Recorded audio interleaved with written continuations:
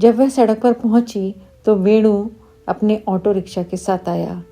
सीता के बहुत करीब पहुंचकर उसने उसके चेहरे पर कुछ तरल पदार्थ फेंका और भाग गया।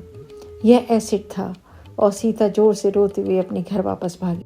आज मैं आपको जो कहानी सुनाने जा रही हूँ उसका शीर्षक है सीता का संकल्प। ये कहानी प्रोफेसर डॉक्टर के.वी. डोमिनिक, जो कि एक अंग्रेजी भाषा के कवि, समीक्षक, लघु कहानीकार और संपादक हैं, उनके द्वारा लिखी गई है और इसका हिंदी भाषा में अनुवाद मैंने किया है।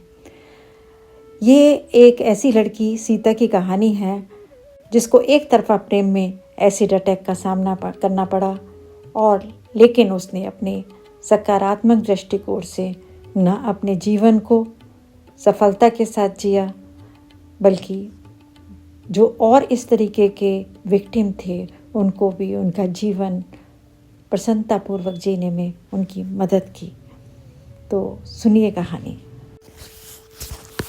सीता, तुम कब तक अकेले रहने वाली हो?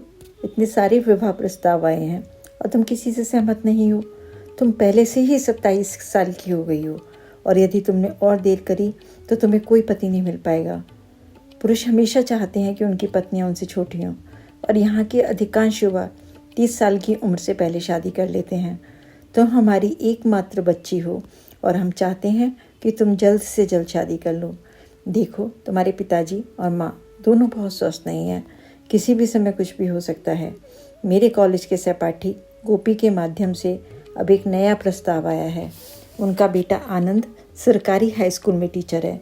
मैंने आनंद को उसके घर में देखा है। वह बहुत सुंदर, स्मार्ट और सज्जन है। रविंद्रन ने अपनी बेटी से बात की। पिताजी, मैं सरकारी सेवा में स्थायी नौकरी पाने के लिए अपनी शादी को स्थगित कर रही हूँ। बिना सहायता प्राप्त स्कूल के मेरे छोटे से वेतन के साथ क्या किया जा सकता है? आजकल कोई भी परिवार पति पत्नी दोनों की कमाई के बिना नहीं चल सकता। इसके अलावा एक बेरोजगार पत्नी के पास अपने पति के घर में कोई आवाज़ नहीं होती। ससुराल वालों द्वारा उसे गुलाम माना जाएगा। लेकिन जैसे जैसे समय तेजी से भाग रहा है और मेरी स्थायी सरकारी नियुक्ति मरुस्थल के बीच हरी भूमि के समान है, मैं आपके प्रस्ताव के आगे समर्पण कर रही हूँ। पिताजी, मुझे किसी भी कुंडली में कोई विश्वास नहीं है। अगर वे मेरे सितारों को उनके साथ मिलाना चाहते हैं तो उन्हें बताएं कि मेरी उनसे शादी करने की कोई योजना नहीं है। सीता ने जवाब दिया। सीता, गोपी मेरी तरह ही है। जैसा कि हमें ज्योतिष और कुंडली में कोई विश्वास नहीं है, उन्हें भी नहीं है। हम कई बार कुंडली के नाम पर किए गए शोषण की बात करते थे, इसलिए यह समस्या नहीं होगी। एक और फ़ायदा यह है कि वे किसी भी दहेज की मांग नहीं करेंगे, क्योंकि गोपी इसके खिलाफ है। हमारे पास जो कुछ भी है वह तुम्हारे और तुम्हारे भविष्य के लिए है। जैसा कि तुम जानती हो, शिक्षण के माध्यम से तुमने जो धन कमाया है उसके अलावा हमारे पास कोई बैंक जमा नहीं है। मेरी अल्प पेंशन से हमारा परिवार चल रहा है। तुम कल्पना कर सकती हो कि प्राथमिक विद्यालय के शिक्षक को पेंशन के रूप में कितनी छोटी राशि मिलती है, रविंद्रन ने कहा। सीता की माँ लक्ष्मी तब बीच में बोली, वास्तव में तुम्हारे पिताजी को सेवानिवृत्त होने पर लगभग 3 लाख रुपए की एक मुश्त राशि मिली। हमने इसे तुम्हारी शादी के लिए इस्तेमाल करने की योजना बनाई, क्योंकि तुम उस समय किसी भी प्रस्ताव के लिए सहमत नहीं थी, इसलिए हमने अपने घर बनाने के लिए उस राशि का उपयोग कर लिया। मैंने भी आनंद को देखा है। जब मैं तुम्हारे पिताजी के साथ उनके घर गई थी, मुझे वो तुम्हारे लिए एक आदर्श मैच लगता है। अगर आप दोनों आनंद को पसंद करते हैं तो अगले रविवार को प्रस्ताव के रूप में उनके यहाँ आने का अनुरोध कर लें, सीता ने कहा। अगले रविवार आनंद माता पिता और अपनी विवाहित बड़ी बहन के साथ सीता के घर आया। उन सभी को सीता बहुत पसंद आई, क्योंकि वह दिखने में भी बहुत सुंदर थी और अपने व्यवहार में स्मार्ट और मधुर भी। इसी तरह सीता और उसके माता पिता को आनंद पसंद आए, क्योंकि वह सुंदर थे और सीता के लिए एकदम सही मैच थे। शादी की तारीख 1 महीने बाद रविवार को तय की गई थी। सीता का वेणु नाम का एक पड़ोसी था, जो स्कूल में और साथ ही डिग्री कोर्स में उसका सहपाठी था। वेणु अपनी डिग्री परीक्षाओं में असफल रहा और इसलिए उसने अपनी पढ़ाई रोक दी। उसके माता पिता पास में इलायची एस्टेट में काम करने वाले मजदूर थे। चूँकि वेणु को कोई सरकारी नौकरी नहीं मिल सकती थी, इसलिए उसने एक टैक्सी ऑटो रिक्शा खरीदा और इसकी आय से अपना घर चलाता था। उसके मन में सीता के लिए एक जुनून था जो स्कूल स्तर से ही उसके दिमाग में भर गया था। वेणु सुंदर नहीं था और उस हीन भावना के कारण वह कभी भी सीता से अपने प्यार का खुलासा नहीं कर सका। वह उसे अपनी ऑटो रिक्शा में हर रोज़ उसके स्कूल ले जाने की पेशकश करता था। चूँकि शहर जाने के लिए जहाँ वह पढ़ाती थी ज़्यादा बस नहीं थी, इसलिए उसे उसका प्रस्ताव स्वीकार करना पड़ा। शहर पहुँचने में 20 मिनट का सफ़र लगता था। चूँकि वेणु का घर सीता के बहुत करीब था, इसलिए वह उसके घर में होने वाली बातों को जान सकता था। वेणु को पता चला कि सीता की शादी की बात चल रही है। एक दिन जब वह ऑटो रिक्शा से शहर जा रहे थे, वेणु ने रास्ते में रिक्शा को रोका और अपनी सारी हिम्मत जुटाते हुए कहा, सीता, मैं कुछ वर्षों से अपने मन में एक बात छिपाए हुए हूँ जो मैं अब तुम्हें बताना चाहूँगा। क्या बात है, मुझे बताओ वेणु, सीता ने जवाब दिया। मैं तुमसे प्यार करता हूँ और तुमसे शादी करना चाहता हूँ, कांपती हुई आवाज़ के साथ उसने जवाब दिया। क्षमा करें वेणु, मेरी शादी मेरे पिताजी के दोस्त के बेटे आनंद के साथ तय हुई है। वह सरकारी हाई स्कूल में शिक्षक है, सीता ने कहा। वेणु को यह चौंकाने वाली जानकारी थी कि वह शीघ्र ही सीता को खो देगा। वह उससे इतना प्यार करता था कि वह उसके बिना जीवन के बारे में नहीं सोच सकता था। वह इस गलत धारणा में था कि सीता उससे मूक प्रेम करती थी, जैसे कि उसका मूक प्यार था। वे कई वर्षों से इतने दोस्ताना बात कर रहे हैं और उसने सोचा कि वह उससे प्यार करती है, पर स्पष्ट रूप से उसने व्यक्त नहीं किया है। वेणु ने कहा, सीता, हम एक दूसरे को कई सालों से जानते हैं और मैं तुमसे वादा करता हूँ कि मैं बहुत अच्छी तरह से तुम्हारी देखभाल कर सकता हूँ। मैं पर्याप्त आय अर्जित कर रहा हूँ। वेणु, हमारा मैच अच्छा नहीं है। यह सच है कि आप एक अच्छे इंसान हैं, लेकिन मेरे माता पिता हमारी शादी के लिए सहमत नहीं होंगे। देखिए, जबकि मेरी सरकारी नौकरी नहीं है, पर मैं पेशे से शिक्षक हूँ, और आपका क्या, बहुत खेद है, हमारा मैच सूटेबल नहीं है। ठीक है, मैंने बहुत सपने देखे। यह कहते हुए वेणु ने ऑटो रिक्शा का इंजन शुरू किया और शहर की तरफ चल दिया। उसने आगे कुछ नहीं बोला। रिक्शा स्कूल के गेट पर रुक गया और वह धन्यवाद कहकर नीचे उतर गई। उसने जो किराया दिया वह उसने नहीं लिया। वह बहुत परेशान लग रहा था और उसने चेहरे को देखने की भी परवाह नहीं की। सीता के मन की शांति भंग हो गई। पड़ोसी होने के नाते वेणु का हर रोज उससे मिलना होगा। शाम को जब वह घर लौटी तो उसने माता पिता को बताया कि उसके साथ क्या हुआ। उसके पास तुमसे शादी करने के लिए क्या योग्यता है, उसके पिता की प्रतिक्रिया थी। उसकी माँ भी वेणु के सीता के प्रति दृष्टिकोण से चिंतित थी। अगली सुबह हमेशा की तरह सीता कॉलेज जाने के लिए तैयार हो गई। वेणु के ऑटो रिक्शा में जाने से बचने के लिए वह 30 मिनट पहले शहर जाने वाली बस को पकड़ने के लिए जल्दी तैयार हो गई। जब वह सड़क पर पहुंची तो वेणु अपने ऑटो रिक्शा के साथ आया।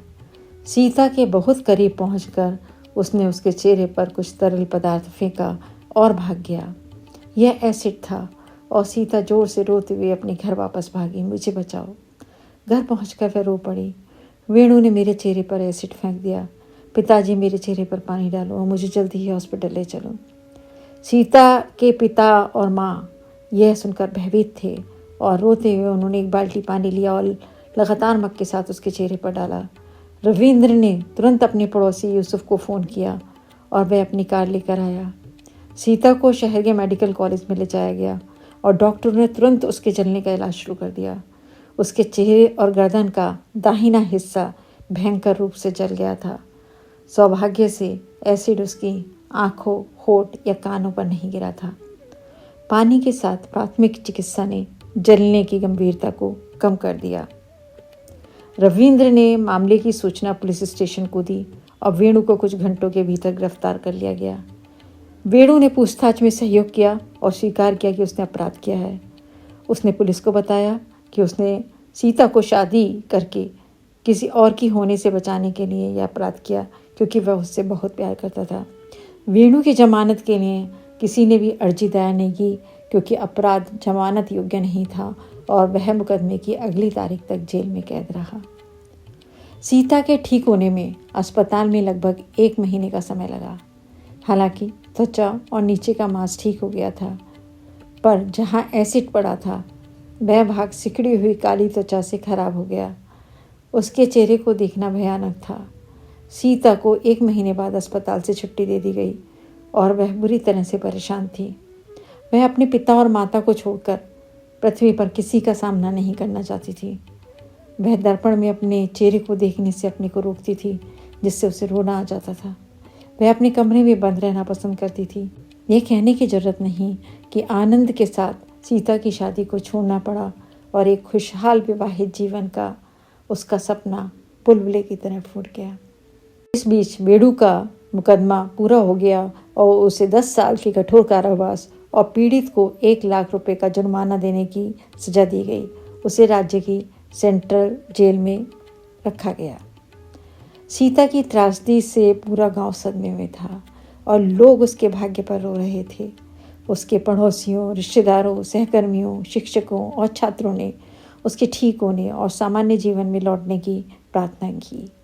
उनमें से कई उसके घर आए, लेकिन वह उनका ठीक से सामना करने को तैयार नहीं थी। दुर्घटना के 3 महीने बीत चुके थे और एक दिन सीता के पिता उसके कमरे में गए और कहा, बेटी, तुम कब तक इस कमरे में एकांत जीवन जियोगी? तुम्हारे आसपास की दुनिया तुम्हारे लिए प्यार और सहानुभूति से भरी है। वे सभी तुम्हारे सुखद भविष्य के लिए प्रार्थना करते हैं। तुम्हारे प्रिय छात्र तुमसे मिलने के लिए प्रिंसिपल के साथ यहाँ आए हैं। प्लीज़ लिविंग रूम में आ जाओ, जहाँ वे तुम्हारा इंतज़ार कर रहे हैं। तुम अपनी साड़ी से जला हुआ भाग छिपा सकती हो। सीता बहुत अनिच्छा से अपनी साड़ी से सिर को कवर करके और भयानक निशान छिपाते हुए मुस्कुराते हुए चेहरे के साथ आगंतुकों के सामने आई। प्रधानाध्यापक और विद्यार्थियों ने उसे गुड मॉर्निंग कहकर उसका अभिवादन किया। उसने भी वापस अभिवादन किया और एक कुर्सी पर बैठ गई। प्रधानाध्यापक डॉक्टर मुकुंदन ने तब कहा, सीता जी, हम सभी आपकी त्रासदी से बेहद दुखी हैं। हम तभी खुश हो सकते हैं जब हम आपको भी खुश देखें। आप हमारे कॉलेज के लिए बहुत महत्वपूर्ण रही हैं और आपके छात्र आपसे इतना प्यार करते हैं कि वे पढ़ने के लिए आपका कोई विकल्प नहीं चाहते हैं। कृपया उनके अनुरोध को मानकर उन्हें उपकृत करें।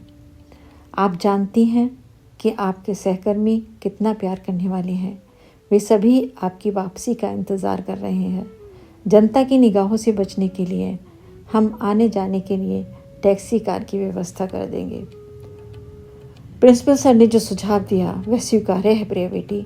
तुम्हें कहीं से भी कोई समस्या नहीं होगी और इसके अलावा अपने पसंदीदा पेशे को फिर से हासिल करने से तुम्हें खोई हुई खुशी वापस मिलेगी, रविंद्रन ने कहा। बिल्कुल सच है, सीता की माँ लक्ष्मी ने कहा। तुम कब तक अपने कमरे में उदास बैठी रहोगी? यह तुम्हें और तुम्हारे माता पिता दोनों को मार देगा। अपने प्यारे छात्रों की सेवा करने से भगवान आपको खुशी से पुरस्कृत करेंगे।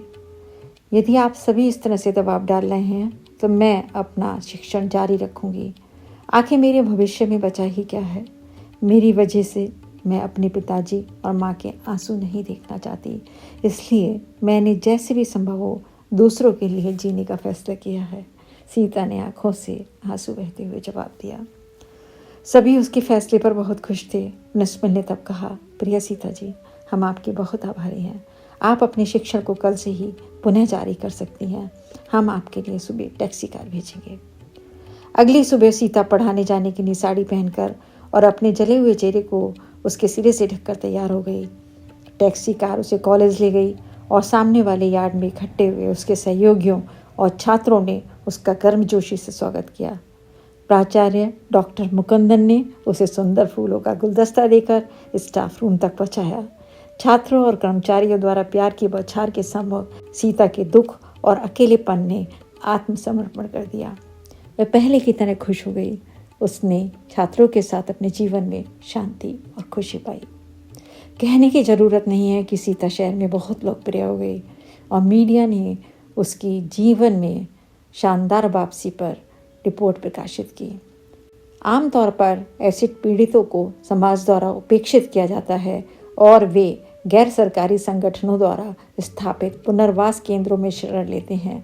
उसने कमज़ोर छात्रों के लिए सुबह और शाम नियमित कक्षा के घंटों से पहले और बाद में विशेष कक्षाएं लीं।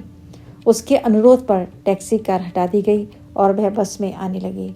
वह सुबह 8:30 बजे कॉलेज पहुंचती और शाम 5:30 बजे ही कॉलेज छोड़ती। इस प्रकार नियमित कक्षाओं के अलावा वह कमज़ोर छात्रों को 3 घंटे पढ़ाती थी।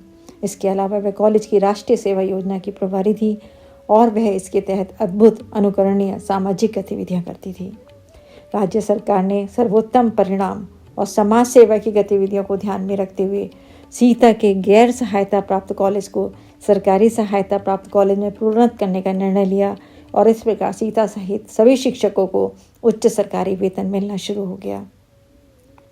सीता और उसके माता पिता के लिए एक बहुत बड़ी राहत की बात थी। भले ही एक विवाहित जीवन उसके लिए असंभव था, लेकिन उसके भविष्य के जीवन के बारे में आर्थिक रूप से चिंतित होने के लिए कुछ भी नहीं था। सीता की कॉलेज की एनएसएस इकाई को प्रदेश की सर्वश्रेष्ठ इकाई का पुरस्कार दिया गया। सीता की सेवा और प्रतिबद्धता राज्य सरकार के ध्यान में आई और उसे राज्य का सर्वश्रेष्ठ शिक्षक चुना गया और राष्ट्रीय पुरस्कार के लिए उसके नाम की सिफारिश की गई। इसमें कोई शक नहीं कि राष्ट्र ने उन्हें वर्ष के सर्वश्रेष्ठ शिक्षक के रूप में सम्मानित किया। राष्ट्रपति से राष्ट्रीय पुरस्कार प्राप्त करते हुए उन्होंने कहा, मैं इस पुरस्कार और सम्मान को दुनिया के हजारों एसिड पीड़ितों को समर्पित करती हूँ। मैं अपने आसपास के लोगों द्वारा मुझे दिखाए गए प्यार और करुणा के कारण ही अपने सामान्य जीवन में वापस आ पाई और इस ऊंचाई तक पहुँच पाई। इसलिए मैं अपने सभी देशवासियों से अनुरोध करती हूँ कि वे अपने घरों और पुनर्वास केंद्रों में नारकीय दयनीय जीवन जीने वाले पीड़ितों के प्रति प्रेम की वर्षा करें और उनकी परवाह करें। ऐसा किसी भी कारण से नहीं होना चाहिए कि वे इस तरह के अमानवीय अत्याचारों का शिकार हो जाएं। उचित प्रेम और करुणा दिखाने से ये पीड़ित मेरे जैसे सामान्य सुखी जीवन में वापस आ सकते हैं। पूरे दर्शक ने भारी तालियों के साथ उसके अनुरोध का स्वागत किया। अगर आपको यह वीडियो अच्छा लगा हो तो कृपया इसे लाइक करें, सब्सक्राइब करें और अपने मित्रों के साथ शेयर करें। कमेंट करके हमें ये ज़रूर बताएं कि आपको ये कहानी कैसी लगी। धन्यवाद।